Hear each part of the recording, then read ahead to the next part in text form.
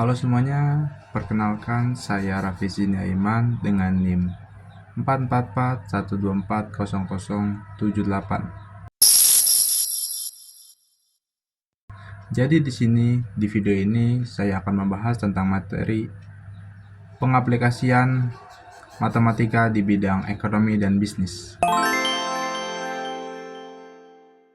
Pelajaran matematika. Kalian pasti sudah tidak asing dengan pelajaran matematika. Pelajaran yang sebagian orang menganggap ini adalah susah. Memang susah, tapi kalau kita mengetahui cara mengerjakannya, itu akan terlihat gampang. Dan matematika itu cukup penting dalam kehidupan sehari-hari. Contohnya dalam berbelanja. Ketika kita ingin berbelanja, contohnya mungkin kita ingin membeli makanan untuk sehari-hari, seperti kita ingin membeli 2 tempe dan 1 telur. Harga 1 tempenya itu 5.000, dan telur itu contoh kita ingin membeli setengah kilo, itu harganya 8.000. Jadi ketika harga tempe 1 itu 5.000 dan kita beli 2, akhirnya itu 10.000, dan kita beli telur setengah kilo itu 8.000, jadi hasil totalnya itu 18.000. Jadi jika kita mengetahui hasil belanja kita yang contohnya tadi 18.000, kita akan berbelanja lebih efisien, dan sudah pasti tidak ada terjadinya pemborosan karena kita sudah tahu berapa harga perbelanjaan kita yang sudah kita keluarkan. Sama halnya dalam dunia ekonomi dan bisnis, contohnya dalam bisnis. Jadi penerapan deret, contoh dalam matematika kita menggunakan materi deret dan barisan. Jadi penerapan deret dalam analisis suatu perkembangan usaha, kita ambil contoh kasus yang pertama, yaitu sebuah perusahaan jamu Rosso menghasilkan 3.000 bungkus jamu pada bulan pertama produksinya. Dengan penambahan karyawan dan peningkatan produktivitas, perusahaan dapat meningkatkan produksinya sebesar 500 bungkus setiap bulan. Jika perkembangan produksinya tetap, berapa bungkus jamu yang dihasilkan pada bulan kelima? Berapa bungkus yang telah dihasilkan sampai dengan bulan tersebut? Nah, kita cari apa saja yang diketahui dalam soal tersebut. Yang kita ketemu yang pertama itu, Jamu Rosso menghasilkan 3.000 bungkus jamu pada bulan pertama produksinya. Berarti itu hanya yang kita ketahui itu 3.000. Selanjutnya kita cari lagi, itu ada meningkatkan produknya sebanyak 500 bungkus setiap bulan, yang berarti B-nya itu 500. Kita cari lagi yang diketahuinya, yaitu berapa bungkus jamu yang dihasilkan pada bulan kelima. Berarti N-nya yang kita ketahui itu 5. Kita masuk aja ke rumusnya. Rumusnya yang kita pakai itu UN sama dengan A ditambah kurung buka N dikurang 1 kurung tutup B.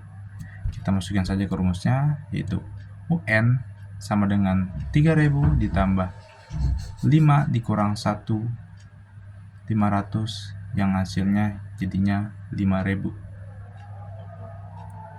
Kita masukin ke rumus selanjutnya, yaitu JN sama dengan N per 2 kurung buka A ditambah SN kurung tutup. Selanjutnya kita masukin ke rumus selanjutnya, yaitu SN sama dengan N per 2 kurung buka A ditambah UN kurung tutup. Kita masukin saja N nya udah diketahui 5, berarti SN S5 sama dengan 5 per 2 kurung buka 3.000 ditambah 5.000, yang hasilnya 20.000. Kita lanjut ke kasus yang kedua.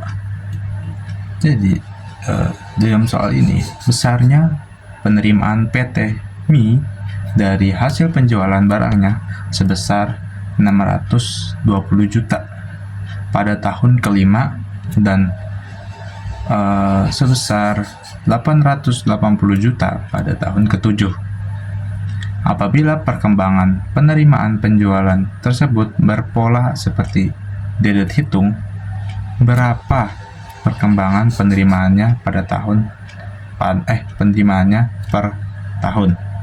Berapa besar penerimaan pada tahun pertama dan pada tahun keberapa penerimaannya sebesar 360 juta. Selanjutnya kita cari yang diketahuinya terlebih dahulu. Yang diketahui itu hasil penjualan barangnya sebesar 620 juta pada tahun kelima dan sebesar 880 juta pada tahun ketujuh. Jadinya yang diketahui di sini yaitu berarti U5 itu 620 dan U7 yang sebesar 880. Dan yang diketahui selanjutnya itu pada tahun keberapa penerimaannya sebesar 360 juta. Jadinya UN sama dengan 360. Jadi yang ditanya di sini yaitu berapa besar penerimaan pada tahun pertama dan pada tahun keberapa penerimaannya sebesar 360 juta. Ditanya itu sekarang itu U1-nya. Berapa sih U1-nya? Dan berapa N jika penerimaannya 360? Diketahui itu U7 itu sebesar 880 dan U5 itu sebesar 620. Kita masukkan ke rumusnya. A ditambah 6B, 6 itu dari 7, N7 dikurang 1, jadi hasilnya 6 ya, sama dengan 880. Dan A ditambah 4B, 4 itu dari 5, U5 itu dikurang 5 ya, dikurang 1, jadinya 4. Jadinya A ditambah 4B sama dengan 620. Kita kurang yang hasilnya 2B sama dengan 260 dan hasilnya B sama dengan 130. Jadi perkembangan penerimaan per tahunnya sebesar 130 juta. Jadi kita selanjutnya yaitu kita masukin ke rumus A ditambah 4B sama dengan 620 dan A sama dengan kita pindah ruas 4B nya, jadinya A sama dengan 620 dikurang 4B. Selanjutnya itu A sama dengan 620 dikurang 4, B nya sudah diketahui yaitu tadi 130, terus A berarti sama dengan 100. Jadi penerimaan pada tahun pertama itu sebesar 100 juta. Jadi selanjutnya kita masukin aja langsung ke rumusnya. Sesuainya UN nya sudah diketahui di soalnya yaitu 360, terus 360 sama dengan 100 ditambah N dikurang 1 kurung tutup 130. 360 sama dengan 100 ditambah 130 N dikurang 130. 360 sama dengan 100 dikurang 130 ditambah 130 N diputar diputar, jadinya agar min itu jadi plus. Oke. Terus jadinya 360 sama dengan min 30 hasil dari 100 dikurang 130 ditambah 130 N. Jadinya min 30 kita ruaskan, jadinya 360 ditambah 30 sama dengan 130 N.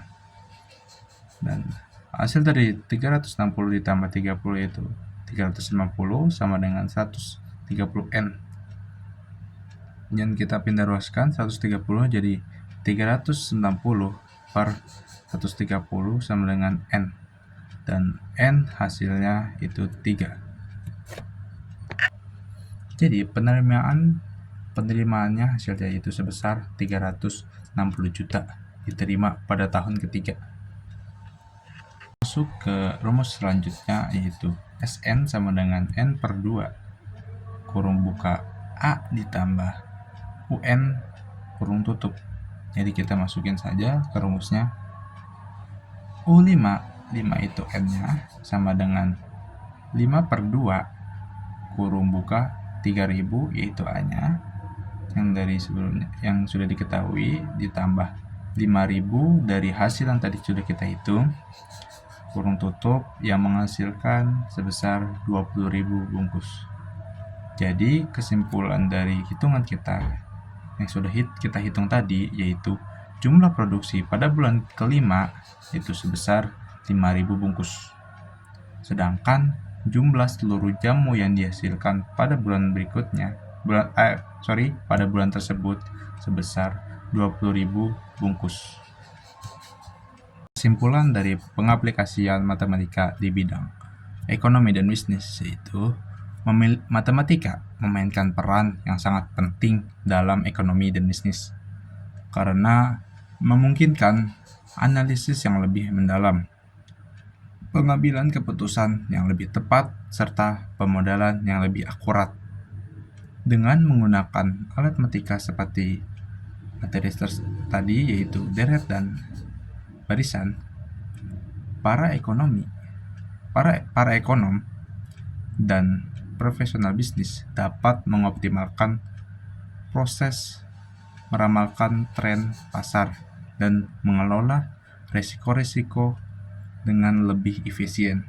Selain itu, penerapan matematika dalam analisis biaya, keuntungan, dan permintaan dapat meningkatkan efisiensi operasional dan keuntungan. Oleh karena itu, integrasi matematika dalam ekonomi dan bisnis bukan hanya sebagai alat bantu, tetapi juga sebagai fondasi untuk pertumbuhan dan kesuksesan jangka panjang. Sekian dari saya, terima kasih.